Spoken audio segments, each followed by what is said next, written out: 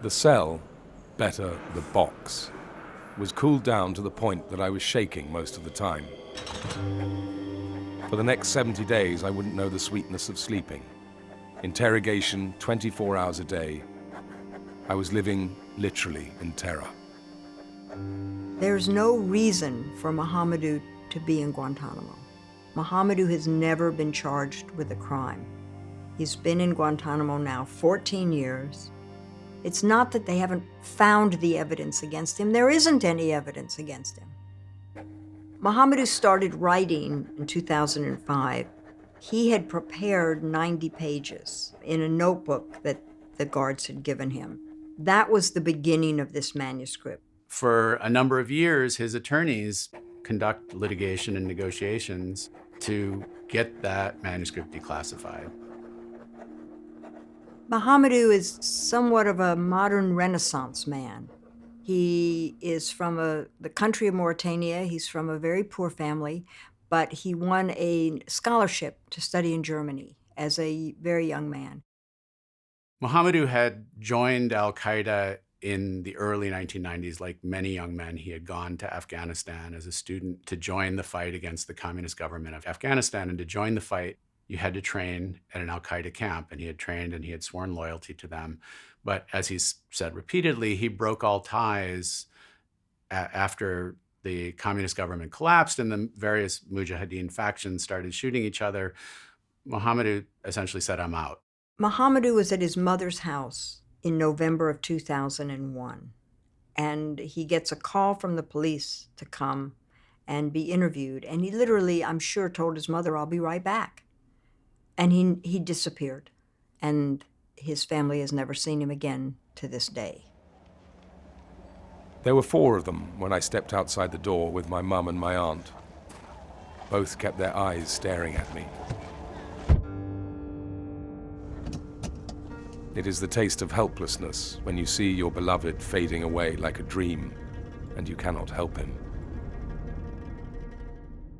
He realized he wasn't going home when he got on an airplane, was stripped of his clothes. In August of 2002, he landed in Cuba, in Guantanamo. His family, of course, had no idea what had happened to him. And it was only when Yadi, Mohamedou's younger brother, who lives in Germany, picked up Der Spiegel and saw an article in October of 2002 that Mohamedou was in Guantanamo, did the family know where he had been held.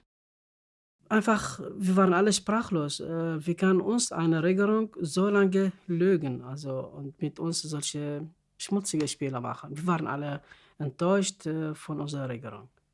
Komplett. They were trying to frighten him so that he would tell them what they wanted to hear. They would come to him essentially and say, "Well, we know what you did. We just need you to tell us. We know you were involved in 9/11. We know you know these people." And they were on this kind of endless fishing expedition. And there was no truth to tell them. But that's what they kept saying. I'm going to do everything I'm allowed to break you. You'll never see your family again. My answer was always, do what you got to do. I have done nothing. And as soon as I spit my words, he went wildly crazy, as if he wanted to devour me alive. Mohamedou was subjected to a whole list of torture techniques that had been approved by the Secretary of Defense.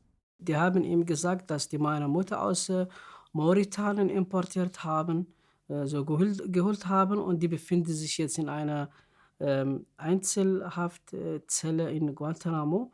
Und wenn nicht die Beamten die Informationen gibt, was die von ihm erwarten, dann wird die in jedem, sage ich mal so, wie soll ich das erklären? Dann wird sie richtig gefoltert. Significantly, they included what in Guantanamo was known as the frequent flyer program. And they called it that because they wouldn't let people sleep, and they proceeded to torture him. Blindfold the motherfucker if he tries to look. One of them hit me hard across the face and quickly put the goggles on my eyes, earmuffs on my ears, and a small bag over my head. They tightened the chains around my ankles and my wrists. Afterwards, I started to bleed. I thought they were going to execute me.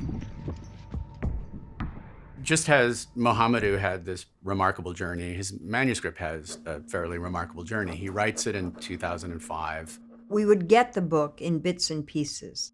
Wie der Buch geschrieben wurde, hat das als Tagebuch angefangen. Ich schätze mal meine Schätzung, was ich auch von ihm verstanden habe. Every utterance of a Guantanamo prisoner is deemed classified from the moment of its creation. What you have to do is send it back to what's called a privilege team, and they read it and decide what can be made unclassified. What I got in the summer of 2012 was the version of the manuscript that was cleared for public release, that had had these, layers of censorship grafted onto it. The physical impression of a page full of redactions is a brick wall. The amazing thing about Mohamedou and his writing is he has an incredibly strong, clear voice. They brought me a chessboard so I could play against myself. When the guards noticed my chessboard, they all wanted to play me. And when they started to play me, they always won. The strongest among the guards taught me how to control the center. After that, the guards had no chance to defeat me. He just hopes that someday he'll be released. He's in what I would consider a horrible legal limbo, and it's just tragic. He needs to go home. If he gets out, he could come live with me. I would be happy to have Mohamedou in my house. He's just such a good, warm, caring human being, and somehow that strength keeps him going. What's remarkable about Mohamedou's book is that we have a voice that's come out of this void, and that it's such a remarkable, humane, and I think ultimately forgiving voice. It's a wonder.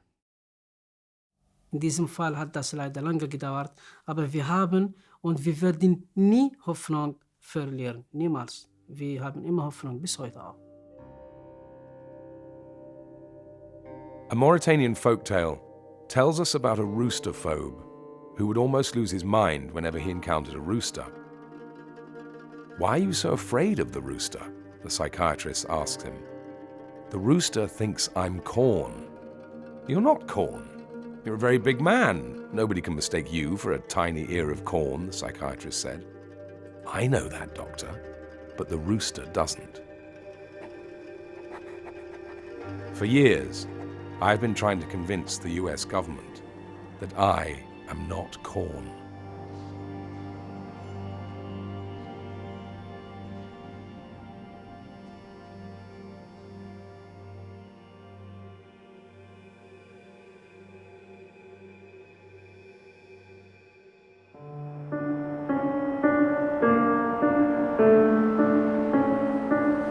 I've been detained at Guantánamo for 11 years and 6 months. I've never been charged with any crime.